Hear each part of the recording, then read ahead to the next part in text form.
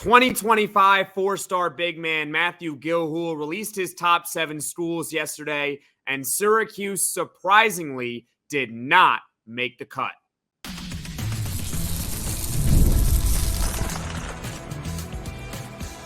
You are Locked On Syracuse, your daily podcast on the Syracuse Orange. Part of the Locked On Podcast Network, your team every day.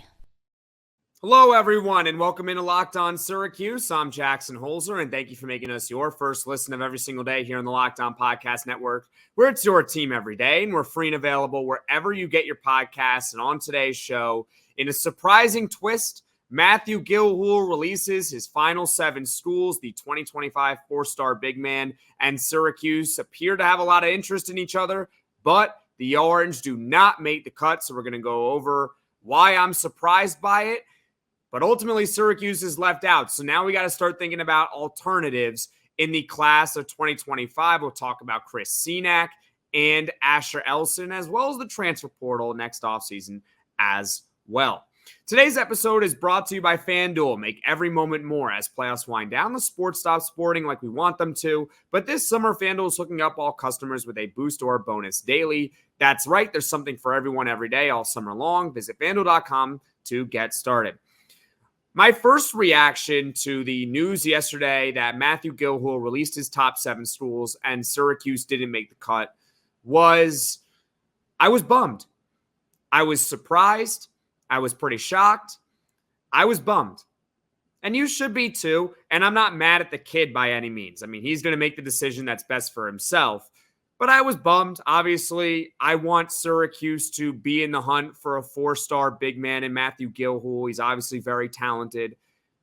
And it appeared there was a lot of interest between the two, but ultimately, Syracuse was left out. Now, here is a little refresher on Matthew Gilhool. He is a 2025 recruit. He is 6'10", 205 pounds. He's from Pennsylvania. He is a consensus 4-star recruit. He released his final 7 schools yesterday. Those 7 schools are Iowa, Georgia Tech, Mississippi State, Tennessee, Utah, LSU, and Alabama. So it looks like, barring him going to Georgia Tech, he will not even be playing in the ACC, which I guess is good news considering he is a very talented kid. Here's why I am surprised by the news. First of all, Matthew Gilhool had 3 visits with Syracuse. One of them was official. 2 of them were unofficial. So that's 3 total visits. Evidently, there was at one point a lot of interest between the 2. Obviously, it takes 2 to tango. Syracuse and Matthew Gilhool with 3 visits. There was interest on both sides. So what changed? What happened? Well, a lot of you guys are aware Gerry McNamara was the lead recruiter for Matthew Gilhool. Obviously, Gerry McNamara is no longer working at Syracuse. Gerry McNamara is now the head coach of Sienna Basketball, and we wish him nothing but the best there. But obviously, that changed things. It changed a whole lot. The lead recruiter for the school is gone. Matthew Gilhool was also said to be interested in Washington. Mike Hopkins was let go from there. Washington, noticeably, not on the top 7 as well. So that's what changed. But still, I was surprised that Syracuse didn't make the top 7. And here's really why. Because, yeah, Gerry McNamara, we've known for a while, has been at Sienna. But still, according to Matthew Gilhool himself, the Orange were still in frequent contact with him. So I thought, hey, there's still some sort of interest between the 2 that are there. They're still in constant contact. In fact, Matthew Gilhool said himself, the 4 schools that were most in contact with him just about a week ago, it was Syracuse, Alabama, Michigan, and Penn State. Only Alabama of those 4 schools actually made the final 7. So very, very interesting that it appears that the schools that were most in contact with him, aside from Alabama, no longer have a shot at Matthew Gilhool. Another reason why I'm surprised and why I'm kind of bummed is that I wasn't expecting it to be 7 schools. I thought it would maybe be a little bit smaller of a list, maybe 3 or 4. And I would have expected Syracuse to make the cut for 3 or 4. The fact that it was 7 schools, it was 7, not 3, not 4, 7 schools he trimmed it down to. And Syracuse didn't make it. That was pretty surprising. To not even make the top 7 is a little bit weird, but it just goes to show you how much that relationship between Gerry McNamara and Matthew Gilhool really meant. Perhaps if Gerry McNamara was still at Syracuse, the Orange would be the favorite for Matthew Gilhool. Obviously, now they're out on him. So it is kind of stunning that Syracuse went from arguably the favorite for Matthew Gilhool to not even in the top 7, despite 3 visits to campus. And I'm not mad at Matthew Gilhool by any means. I don't want this to be misconstrued. I'm not mad at him. He's making the decision that is best for himself. But yeah, you have a right to feel a little bit bummed about it. They showed a lot of interest, and ultimately, the kid just wasn't interested in us. And guess what? The Orange aren't going to land everyone. That's how recruiting goes.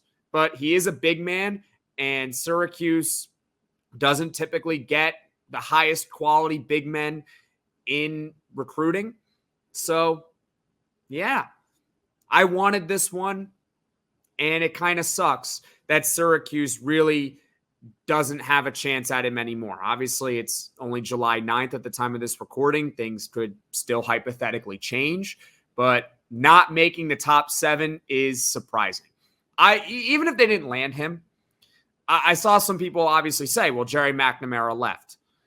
Yes, but to not make 7 schools, not 2, not 3, not 4, but not make 7 is quite surprising. So once again, Syracuse basketball is out of the running for 2025 consensus 4-star big man Matthew Gilhool out of Pennsylvania. His final 7 schools are Georgia Tech, Mississippi State, Iowa, Tennessee, Utah, LSU, and Alabama. I wish Matthew Gilhool nothing but the best on the rest of his recruitment. A very, very talented kid. Obviously didn't work out between him and Syracuse. Hopefully he has a long and prosperous career. Now, it's not time to dwell. Syracuse is going to have to regroup. Hopefully the Orange coaching staff and everyone involved was anticipating this happening. So now, how do the Orange pivot? We're going to talk about that next. I love sports. I love them so much. I never want them to stop. But as the playoffs wind down, we get fewer games, and the sports aren't sportsing like I want them to. But FanDuel lets me keep the sports going whenever I want. All I have to do is open the app and dream up bets anytime I'm in the mood. And this summer, FanDuel is hooking up all customers with a boost or bonus daily. That's right. There's something for everyone every day, all summer long. And hey, if you're itching for football season like I am, guess what? FanDuel has released the odds for Syracuse football's first game against Ohio, and the Orange are 15.5-point favorites to get the W. You think the Cuse can cover? Well, bet it right now on FanDuel. So head over to FanDuel.com and start making the most out of your summer. FanDuel, official sports betting partner of Major League Baseball. Are you watching Fox Sports or ESPN on your TV all day? Have to turn down the volume with all that shouting? Make the switch to Locked On Sports today, a free 24/7 sports streaming channel program for you every day to bring you the biggest stories without all the streaming. Locked On Sports today brings you can't-miss analysis, opinions, and news, streaming 24/7 on YouTube or the free Amazon Fire TV channels app. Part of the Locked On Podcast Network, your team every day.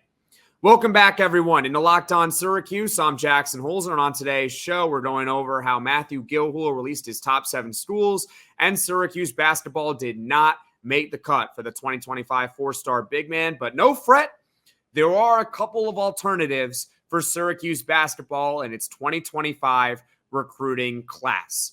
Currently, Syracuse has interest in 2 big men in the class of 2025 now that Matthew Gilhool is no longer an option. Those 2 players are Chris Cenac and Asher Elson. Let's start with Chris Cenac because Chris Cenac is a really, really elite recruit, a 5-star recruit. Asher Elson is a 4-star, but Chris Cenac He's the dream, okay? Chris Cenac is 6'10", 210 pounds from New Orleans. He is a power forward or a center. He is a 5-star recruit on every service you go to except for Rivals, and Rivals still has him as a top 20 player in the country.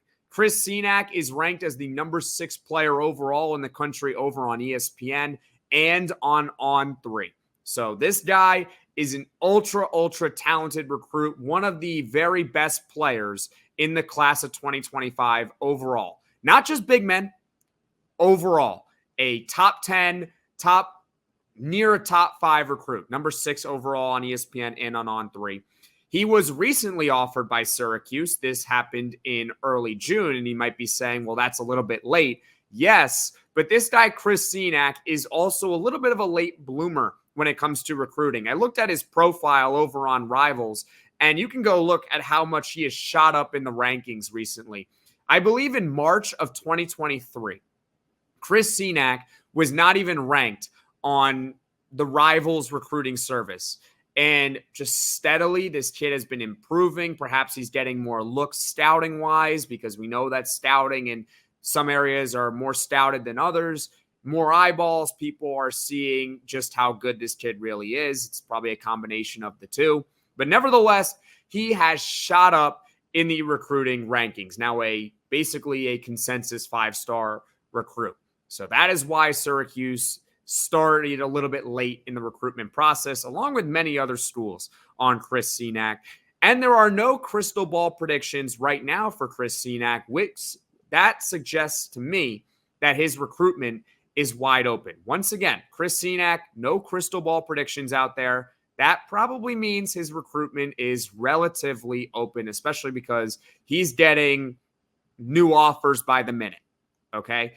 He's getting new offers by the minute. He is consistently shooting up the boards. That's why new offers are coming in, and he has to leave all the options on the table. Now, Syracuse has shown a lot of interest in Chris Cenac. They didn't just offer him and go away. The Orange flew out to Turkey to watch him and Jordan Smith play for Team USA at the U17 FIBA World Championships, where the USA won gold. Chris Cenac and Jordan Smith were on the team, obviously. I believe Brendan Strawn was the one who represented Syracuse.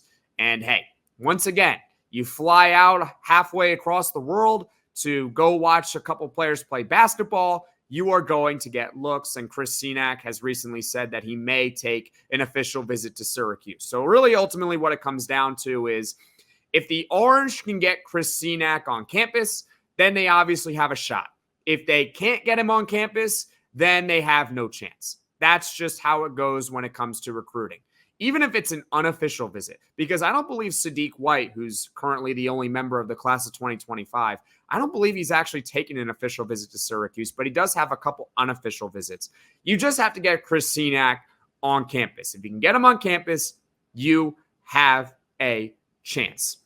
Now, as far as a scouting report of Chris Cenac, this comes from 24/7 Sports national analyst Brandon Jenkins. I'm going to paraphrase what he said, but basically he's a good finisher inside. He can also play on the perimeter, and he is an elite defender and rim protector. So the way I envision it is just imagine if Chris Cenac were to commit to Syracuse and the Orange have Cenac and Sadiq White in the front court for 2025-26. That would be absolutely lethal because Sadiq White's scouting report suggests that he is one of the best, if not the best, defender in the class of 2025. And Chris Cenac is also an excellent defender. And they're both in the front court. One would play power forward. The other would play center. I'd imagine it would be Cenac at center and Sadiq White as the starting power forward. But my goodness, that would be one of the best front courts, even though it's young. It would be one of the best front courts in the ACC, if not the country, if Chris Cenac were to commit to Syracuse, and assuming that the Orange hang on to Sadiq White. I'm not suggesting that there's any peril there, but at the same time, nothing's official until it's officially official. You need the player to obviously sign on. I'm not suggesting that he's going to decommit or anything like that, but you get the idea, right? It's a verbal pledge right now. He could still get offers. He can still change his mind. But I don't think that's going to happen. I'm just saying it's a very unlikely possibility that it could happen. Cenac would probably be the starting 5 in 2026. Now, there is a lot of competition out there for him. So, it's all about if Syracuse can actually get this kid on campus. And the last time the Orange got a 5-star center, you ready for this? It was 2012, and that was DeJuan Coleman. That is the last 5-star center to commit to Syracuse. It's been a long time. The Orange don't typically get these elite centers in high school. It's been a while. And hopefully a guy like Chris Cenac could flip the script. And to be quite honest with you, if we're ranking the 3 big men, just in terms of what recruiting analysts are saying, Chris Cenac is head and shoulders the best of who Syracuse offered. It would be Chris Cenac, Matthew Gilhool, and then Asher Elson, who we're going to get to soon. So Chris Cenac is the dream. This would be more than a consolation prize. It would actually be even better than getting Matthew Gilhool. It would. It's going to be stiff competition. He's getting schools offering him by the minute. He's a fast rising recruit. So hopefully Syracuse can really build a relationship with him and get him on campus. Because if you can get him on campus, then you have a chance. And I know you guys might be thinking, is this guy too good for Syracuse? No, he's not too good for Syracuse. The Orange just landed the number 6 overall player in the country in Donnie Freeman in its 2024 class. Chris Cenac is also the number 6 overall player in the country. This is Syracuse basketball. They can get elite recruits to come to campus. It has happened plenty of times before. Now, whether they work out or not is one thing, but they can get elite recruits to come to campus. They just did it with Donnie Freeman. Hopefully, they can do the same with Chris Cenac, Now, coming up, we're going to talk about another big man that Syracuse has offered in the class of 2025, and that is Asher Elson.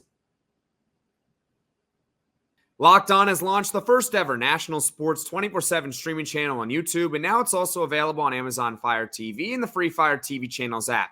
Locked On Sports Today is here for you 24/7, covering the top sports stories of the day with the local experts of Locked On, plus our national shows covering every league. Find Locked On Sports Today now available on the free Fire TV channels app.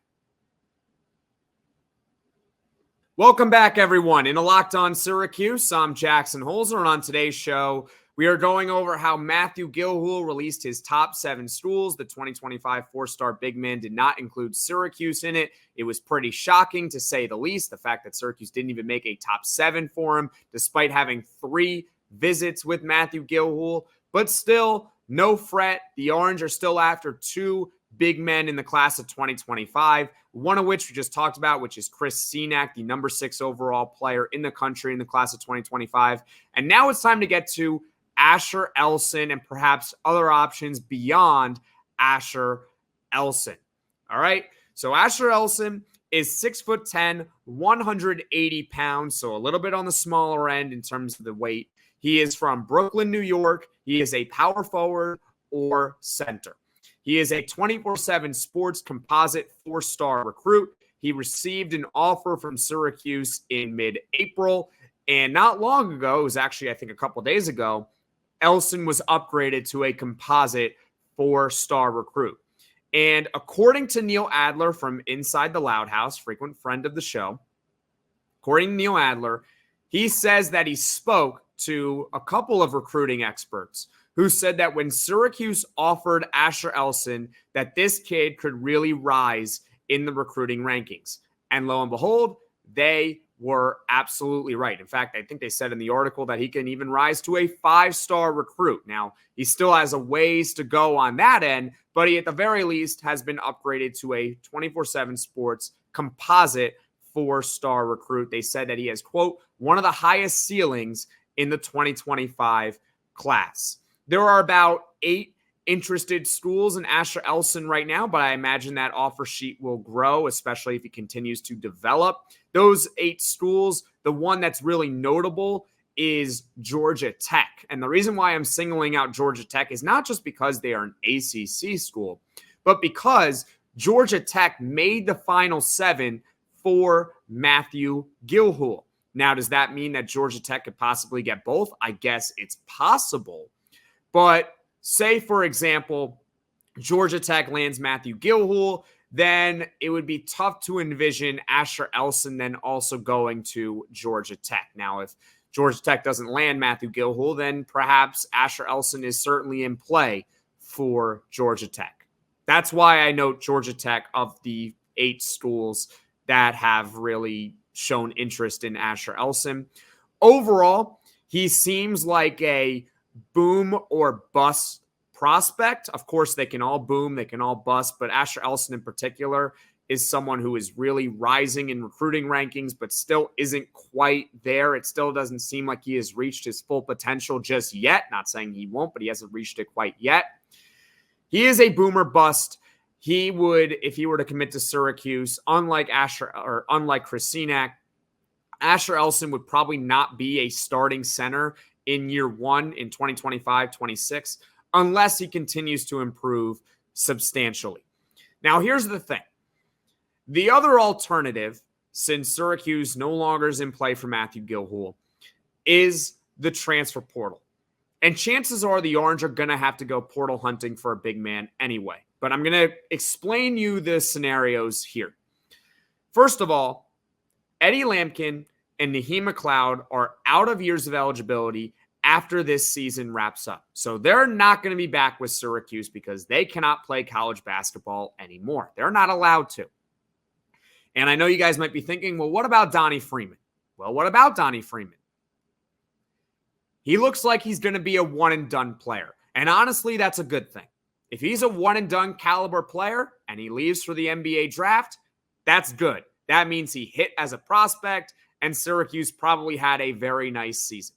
So I envision that the front court next year or in 2 years from now will not have Eddie Lampkin, Naheem McLeod, or Donnie Freeman in it. So chances are the Orange are going to have to go portal hunting for a big man, okay? If Syracuse were to land, let's say, Chris Cenac, then the Orange would only need to pursue a backup big man in the transfer portal. The reason is because Chris Cenac is, again, on that caliber of Donnie Freeman, where he could very easily be a one-and-done player. That's a good thing if he's one and done. So you would only really need a backup center. Chris Cenac would be the starting center for 2025-26.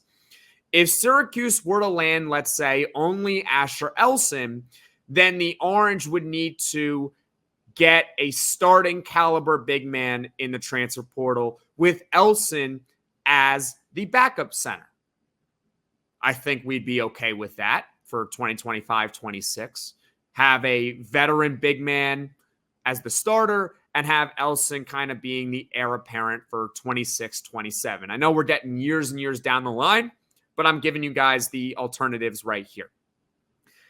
If Syracuse were to land both, and I think that would be very challenging, if they were to land both Chris Cenac and Asher Elson, I don't think that's going to happen. But let's say they do. If they were to land both, then they obviously don't need a center in the transfer portal. Maybe you get a third stringer veteran, but even then, there's no use in trying to spend NIL money on a center when centers in the transfer portal typically go for the most NIL money. There is no reason to blow the budget on a center if you get both Chris Cenac and Asher Elson. I know they'll be young at the center position, but still, you can win with young centers, okay? You would have to spend that NIL money on guards and forwards. Now, here's the doomsday scenario, and it's certainly possible that this doomsday scenario does happen. It's not that Syracuse is screwed, but this is obviously the worst outcome, which is Syracuse does not land Chris Cenac or Asher Elson. If they don't land either of them, then Syracuse basketball next offseason will have to go after 2 centers in the transfer portal, one of which would have to be a starting caliber player, and one of them would have to be a backup caliber player. That might not be the worst thing in the world, but at the same time, ideally, Syracuse lands one of Chris Cenac and or Asher Elson. Ideally, they just land at least one of them so that Syracuse has a big man in the class of 2025. But overall, when I look at recruiting in the class of 2025, does it suck that Matthew Gilhool didn't include Syracuse in his final 7? Yes, it does suck. I am bummed about it. It happens, though. But if you look at the 2025 recruiting class, Sadiq White is in the boat. They're the favorites for Kiyan Anthony. They're the favorites for London Jemison. Maybe they can sneak another one in there as well. Ryder Frost has garnered a lot of interest. Chris Cenac, Asher Elson. There's a lot of names out there in the class of 2025 that Syracuse and these prospects have mutual interest in each other. And again, you're not going to land all of them. But if Syracuse can get a class of 3 to 4 really, really good to elite players, almost similar to what they did in 2022, but I think this class can be a lot better than that one because I think that the quality of recruits will be higher than in 2022. Then if they don't land a center, then they can use a lot of NIL money that they do have on an elite big. And the reasoning for that is if you get a lot of guards and a lot of forwards in your recruiting class, then you don't need to spend as much on guards and forwards in the transfer portal. You can focus most of that NIL budget on the center position. That's the alternative. Syracuse doesn't land Cenac or Elson. Hopefully they do. Hopefully they can land one of them, and it would be great if they land both. But I am optimistic of Syracuse basketball's 2025 recruiting class. And I tell it like it is. Okay, if I'm not optimistic about something, I will let you know. But I am, even though I'm bummed out about Matthew Gilhool, not panicked over the class of 2025. It's not the end of the world. They're still favorites for a couple of these recruits. Getting Kiyan Anthony would be very, very nice. They are the favorites for him. Hopefully they can get him. And then you have Sadiq White, Kiyan Anthony, and hopefully 1 or 2 more kids plus a big man. So that is it for today's podcast. Thank you so much for watching. Thank you so much for listening. If you like this video, click that like button. And if you really liked it, subscribe to the channel, turn on those notifications so you know right away when I am dropping the next podcast. And everyone, have a great rest of your evening.